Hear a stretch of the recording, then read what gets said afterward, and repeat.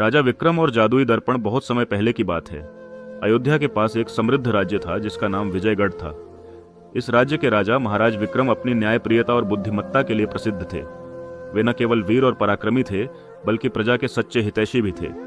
एक दिन एक वृद्ध साधु उनके दरबार में आया और राजा को एक रहस्यमयी दर्पण भेंट किया। साधु ने कहा, महाराज, यह कोई साधारण दर्पण नहीं है। इसमें आप सत्य देख सकते हैं, लेकिन ध्यान रहे, इसे केवल वही देखेगा जो पवित्र हृदय और निष्पाप आत्मा वाला होगा। राजा ने मुस्कुराते हुए दर्पण में झांका और उन्हें अपना प्रतिबिंब स्पष्ट दिखाई दिया। लेकिन जब कुछ अन्य दरबारी और मंत्री इसे देखने आए तो कुछ को धुंधला तो कुछ को बिल्कुल भी कुछ नजर नहीं आया। इससे दरबार में खलबली मच गई। राजा ने इस दर्पण की शक्ति का उपयोग न्याय करने के लिए करना शुरू किया। उन्होंने हर अपराधी को बुलाकर दर्पण में देखने को कहा। जो निर्दोष होते उन्हें साफ दिखता और जो अपराधी होते उनके सामने अंधेरा छा जाता। इससे राजा ने कई भ्रष्ट मंत्रियों, धोखेबाजों और अपराधियों को बेनकाब कर दिया। राज्य की समृद्धि और अंतिम परीक्षा, राज्य में अब न्याय और सत्य का राज्य था।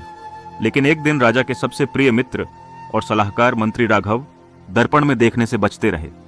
राजा को संदेह हुआ और उन्होंने जोर देकर कहा कि वे दर्पण में देखें। जैसे ही राघव ने दर्पण में देखा, उनके चेहरे का रंग उड़ गया।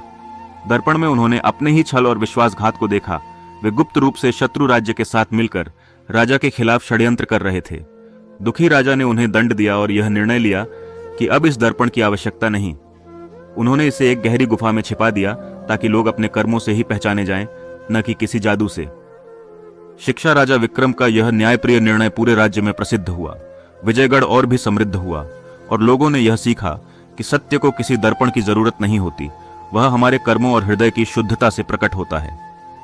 इस कहानी से हमें यह सीख मिलती है कि सत्य और न्याय सबसे बड़ी शक्तियां होती हैं और हमें हमेशा अपने कर्मों में ईमानदार और निष्पक्ष रहना चाहिए।